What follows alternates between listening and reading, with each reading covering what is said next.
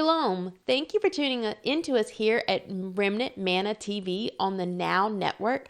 We're so glad to have you join us again. It's been a pleasure to share with you some of the revelations that we feel that the Father is revealing to his people for just such a season as this. We believe that all of you that are hearing these words as well, that it's an indicator that you too have become a repository as well, where the living word, his living word, is being stored and deposited so that in the days ahead, not only are you able to draw from it, but others can draw from it as well. You literally become a source of that living water for anyone that you come in contact with. You become that link to the presence of our Creator and our King. And that is something that is powerful to us. And we do not take it lightly that we've been entrusted with these revelations and this word for this hour that we believe is for maturing and building up the body as a whole. And it's quite interesting because we find that the Father is beginning to reveal the truths of his word in this season simultaneously with what we're told in Amos chapter 8, verse 11. In Amos chapter 8, verse 11, we find there's a prophecy given concerning the days ahead, that there are going to be days coming, that there will be a famine in the land. But it's not a famine of bread or a thirst for water, but a famine of hearing the word of the Lord or the word of Yahweh. And yet we find as we look at this and we can see signs and evidence that it seems as if we're heading into this season where there's a famine that's coming on not only spiritually but also physically.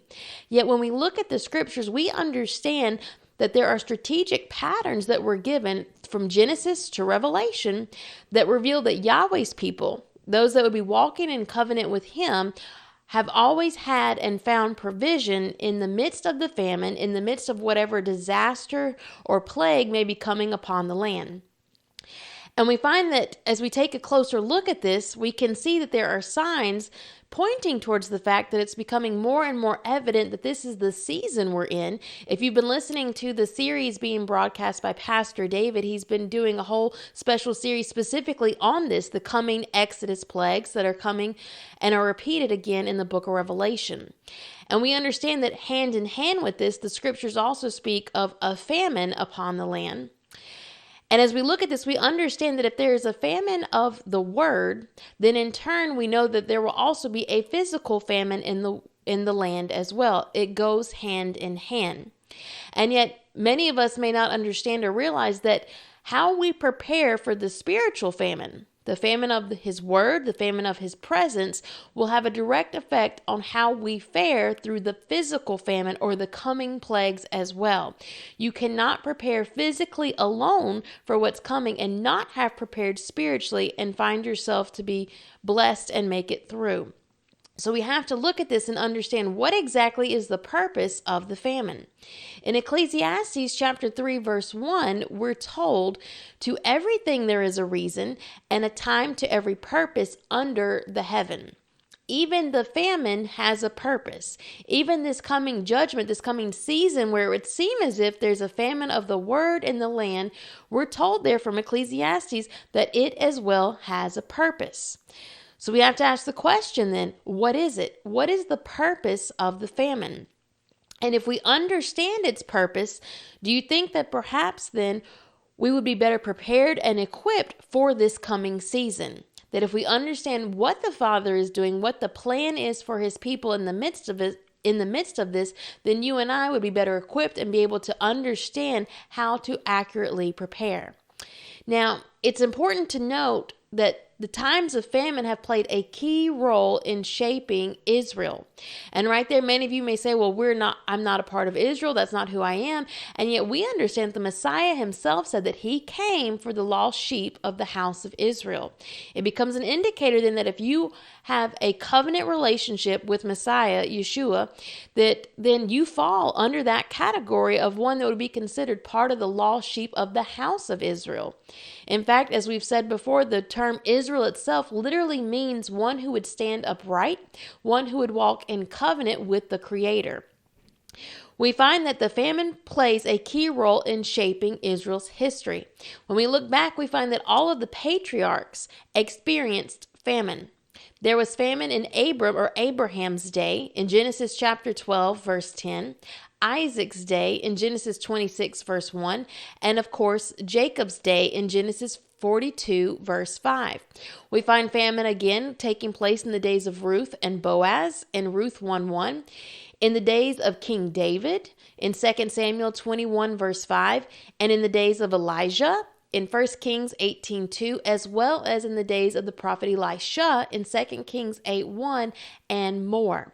And of course, as we started out today's particular teaching, we quoted Amos chapter 8, verse 11, which once again reminds us that in the days in front of us, a prophetical declaration is given that there will be a famine once again in the land, but this time this famine is one of hearing the word of Yahweh.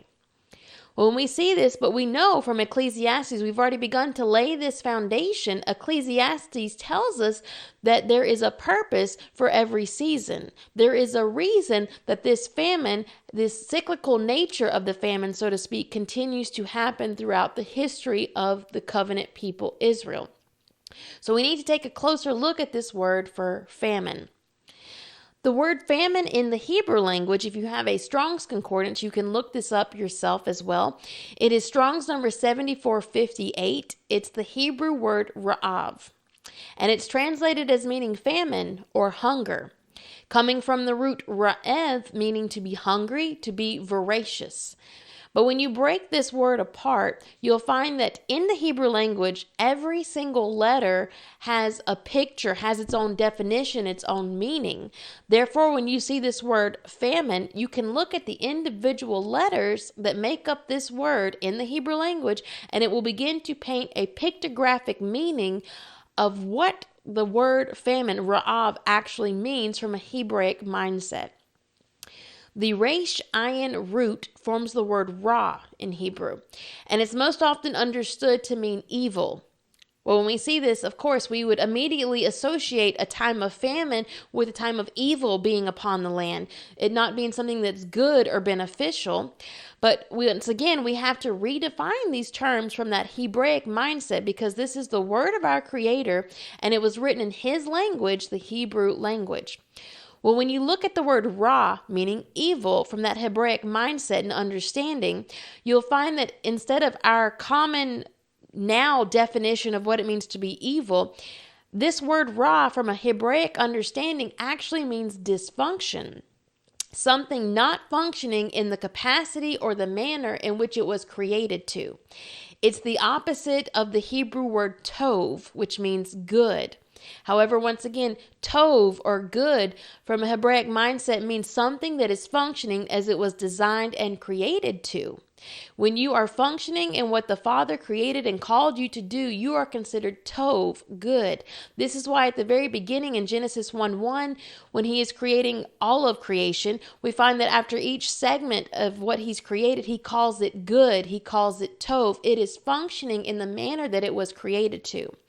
That then means if something is raw, if something is evil, it's not functioning. There's a dysfunction concerning whatever's taking place here. And we find that this resh ayin root, meaning raw or evil, dysfunctional, it's connected to the Hebrew letter beit to form the word famine. Well, the Hebrew letter beit is the letter that means the house.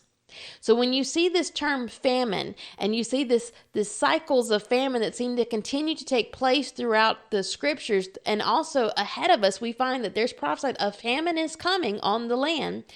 When we look at this, we now have to plug in this definition of what famine actually means. Could the purpose of the famine be to reveal dysfunction in the house?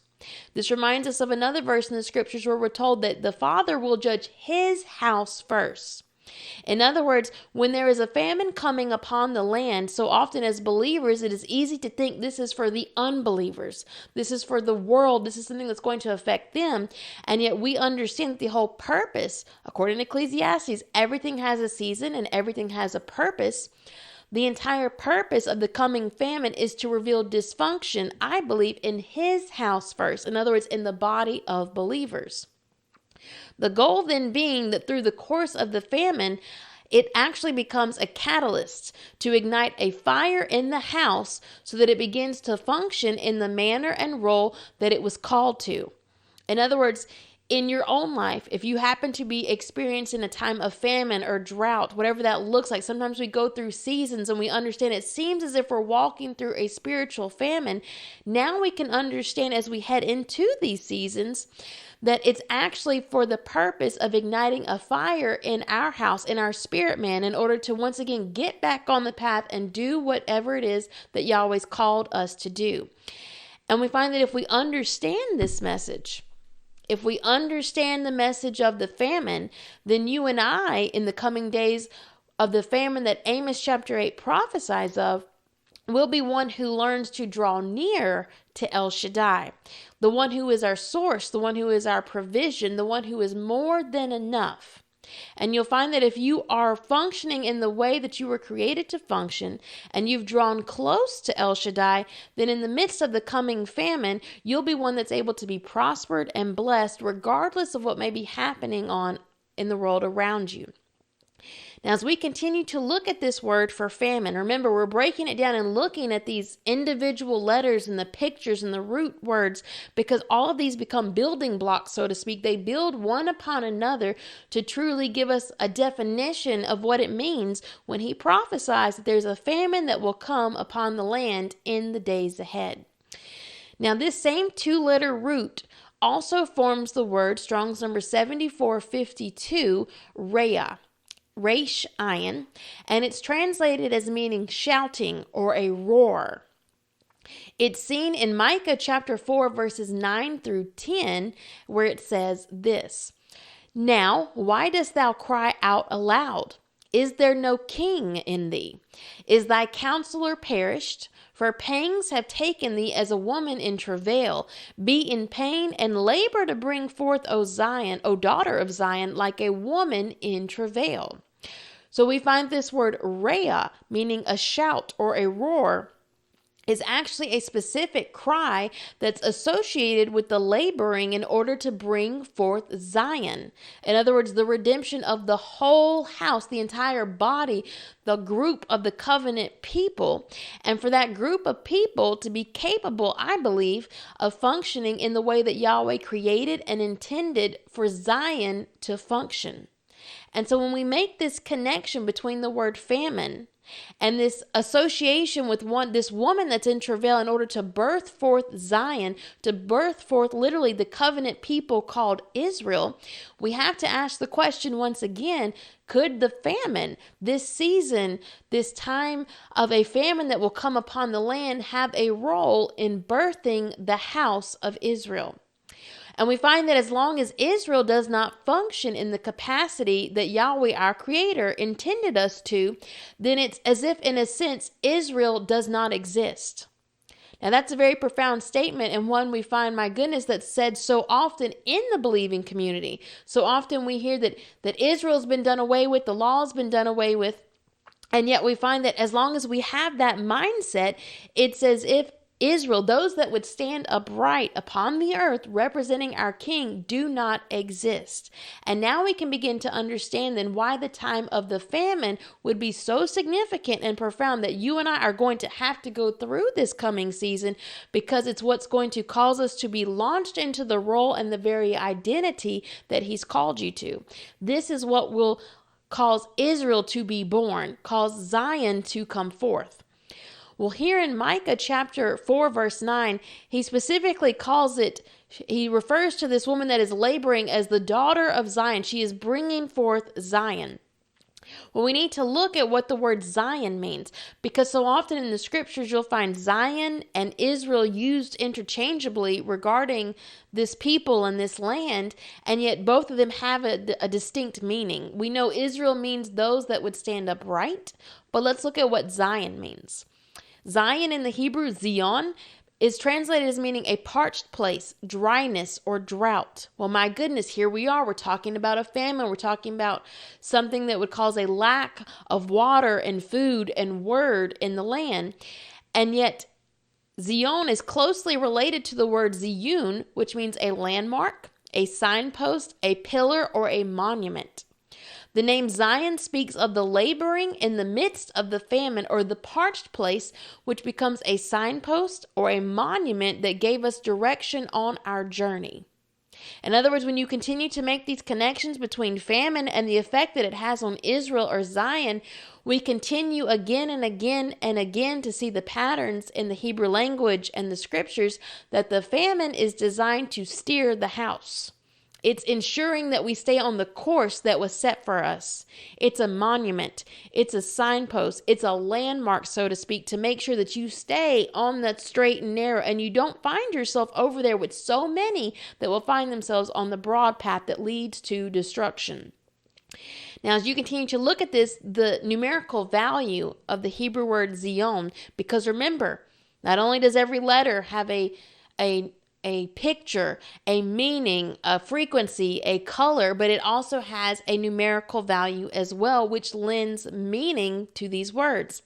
The numerical value of Zion equals 156. It's the same as the Hebrew name Yosef or Joseph. His name means Yahweh has added, increased, or will do again. Quite interesting because Joseph, if you're familiar with his story, you know Joseph himself went through a famine and became the source in the midst of the famine, not only for his own house, but for the entire known world at the time. Well, it's quite interesting because when we study the history of the 12 tribes, many will think, okay, Joseph, historically, that's what Joseph did, and yet we have disconnected ourselves from our own identity. When we study the history of the 12 tribes of Israel, we understand that the northern tribes, represented usually in the scriptures by Joseph or his son Ephraim, were scattered into the nations. They lost their identity. In fact, Yeshua, our Messiah, refers to them as the lost sheep of the house of Israel, who he was sent back in order to bring back. He was sent for the lost sheep of the house of Israel. And so with that understanding, if you're one that's walking in covenant with Messiah, you then fall under that heading, whether you understand it, whether you like it or not. He came for the lost sheep of the house of Israel, indicating that if we're walking in covenant with our Messiah, then we now become one of those lost sheep of the house of Israel. We become identified in that manner. And remember that it's the house of Joseph that is the main face of those lost sheep of the house of Israel. And so we find today it's the house of Joseph that once again is being raised up in this season. Why? Because Amos chapter 8 tells us a famine is once again coming. What does Joseph do? Joseph prepares the house for the famine. Joseph becomes a source in the midst of the famine. Joseph declares in the midst of the famine that Yahweh is still able to increase, to add to, and that he will do this again. And we find that because of Yosef, because Joseph is once again being raised up, the body of believers with the understanding, and they understand that a famine is coming, but there's proper preparations that need to be made. Then Zion labors to come forth from the parched place once again. Now we find this same shadow picture is seen again and again in regards to the times of famine. Abram goes to Egypt in the midst of famine, and he exits with wealth and status. What was meant for evil Yahweh allows to turn into something that will bless him instead. Isaac goes to Gerar, where he becomes rich and powerful. In the midst of famine, Joseph is reunited with his brothers and saves the entire house. It's not only about you saving yourself, but you becoming an individual that's put in a place where you have the ability to affect the fate of others as well. We find that Ruth is grafted back into Israel in the midst of circumstances spurred on by famine, redeeming the wayward branches, so to speak, of Abraham's nephew Lot. In each of these scenarios, it's the famine that becomes a tool used by Yahweh to reveal the fact that individuals that were not functioning at the full capacity, what he had created and called them to do, they now, in the midst of the famine, are launched into this position. And they're able to do so because Yahweh provides them the means to do that. We find that it does not diminish the harshness or the difficulty of being in the midst of the famine. Difficult days are coming, but it becomes a powerful source of hope when we understand what Yahweh plans to do in the midst of it. That he plans to use you. You become a strategic landmark or person that's positioned here in order to become a source that others will be able to draw from and take provision from in the midst of what looks as if it's a devastating scenario. Now, as we continue to dig further into these same letters that form this word ra'av for famine, we find that those same Hebrew letters rearranged form the word abar. It means to pass through or over, a transition. It can also convey the idea of standing opposite or even in opposition to, and it's from this root that we get the word Hebrew or Ivrit. It's a term that many, if you're familiar, some choose to call themselves part of the Hebrew roots movement. They call themselves a Hebrew. It's a term that many who have awakened to our roots and to our understanding of who we are, that we are in fact a part of Israel, that we are a part of this covenant people, choose to call themselves a Hebrew, one who's crossed over, one who now, just like Abraham, has come out of the place where we have been and learned and become who we were called to be. But we also find this term abar or Ivrit, Hebrew, it connects us once again to the language of our Creator, which becomes that source, that provision, that living word in the midst of the famine. So we have to ask the question, could another aspect of what it truly means to be an Ivrit, to be a Hebrew, Abraham setting that example, is one who is able to pass through, literally survive and perhaps even thrive in the midst of the famine. But not only just survive, but actually be one that stands in opposition to the famine. Many of you may be asking, well, how would I stand in opposition to a famine, to something that seems if it's a natural disaster, it's something that's taking hold of the land? Well, we find that, remember, it's not only a physical famine, but it's a spiritual famine as well. In other words, to be a Hebrew, you stand in opposition to the spiritual famine that comes upon the land by being one that's a source of His presence, His word, and His name. And as you stand firm, you see the increase. It becomes a season of maturation, and we find the house becomes united in the midst of the famine. In fact, we see this referenced the first time you ever see the word famine in the scriptures. In Genesis chapter 12, verse 10, we're told there was a famine in the land. Vayehi ra'av ba'aretz. Vayehi is translated here as and there was, yet it can also accurately be translated as and he was becoming. In fact, you find that even the rabbis acknowledge that this referred not only to a famine of physical food, this first famine spoken of in the days of Abram or Abraham, but a famine concerning the very presence of Yahweh as well. There was a lack of faith in the land. There is a famine of His presence if we're not willing to give space to recede, literally to make room for Him. And now you can begin to understand what it means to be a Hebrew. How you would stand in opposition in the midst of the famine, in the midst of the drought or the parched place. When it seems as if nothing can produce, you become a Yosef, you become a Joseph, one that labors and sees something produced in the face of what seems of insurmountable odds. The famine helps to launch the father of the faith, Abraham. Why? Because it's the severe lack of faith in the land that provokes him to step up to the plate and choose to be one that would represent Yahweh upon the earth. Well, how many of you realize that's what you've been called to do as well? When we look around us at the world today, we can find that once again, it would be well defined as a spiritual famine that's taken place. We find that there is a drought. There's such a severe lack of the presence of Yahweh. Instead, it's been replaced by fear. It's been replaced by devastation. It's been replaced by a lack of shalom. It's been replaced by other individuals that would step up to the plate and attempt to speak a word over people's lives, but a word that brings destruction, fear, and death instead. And yet you've been called to be a Ivrit, a Hebrew in the face of this famine of His presence. You become a source where the living word could be drawn from you in order to bring healing, in order to bring restoration, and in order to bring provision, to speak that sent word in the midst of where it seems that there's no one that's able to hear anymore. In fact, as we continue to look at this, the numerical value of famine, ra'av, remember every single Hebrew letter has a corresponding numerical value. It equals 272. It's the same as the Hebrew word cheruvim or cherubim. The ones who we find there in Genesis chapter 3 guarding the tree of life. Once Adam has shirked his responsibility, so to speak, after the fall, he is no longer capable of doing so. And now a cherubim is placed with a flaming sword at the entrance guarding the tree of life. We also find the cherubim, on the Ark of the Covenant. They're literally the place that enthroned the presence of Yahweh. It's quite interesting, though, that this has the same numerical value as the Hebrew word ra'av, meaning famine. Why? You've been called to act out that role just as the cherubim. You're one that will guard the tree of life.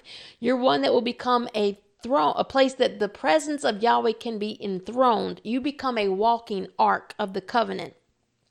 We find that when everyone else runs to and fro and the grievous famine takes hold and the faith of many waxes cold, when we go and look at the scriptures, we find that all of this is alluding to these days that we're living in, the last days, the end days, when the famine of Amos chapter 8 comes upon the land. When many are running to and fro, they're unable to hear the word, and because of that, a fear takes hold, and the faith of many are now waxing cold. You've been called to function like the cherubim. You've been called to guard the way to the tree of life, and you've been called to enthrone the presence of Yahweh.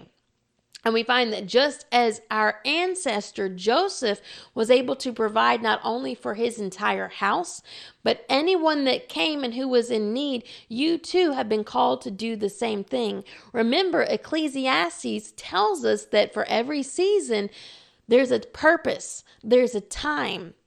And we find that as we look at the purpose of the famine, it causes us to have new insight into what you and I have been called to do as the body of Messiah upon the earth in this season. There are cycles of famine throughout history. Yet in the midst of every single one of those famines, there are those who he calls to be raised up, and they prospered in the midst of the famine. You can do the same, but it's only if you will have ears to hear with, and you'll be one that will choose to become that place, that source in the midst of it. We hope that you have enjoyed these teachings that we continue to share with you here on Remnant Manna TV, on the Now Network. I just want to say thank you for tuning in. Once again, my name is Brittney Scott, and you can find more information and more of our teaching on our website, livingmanna.net.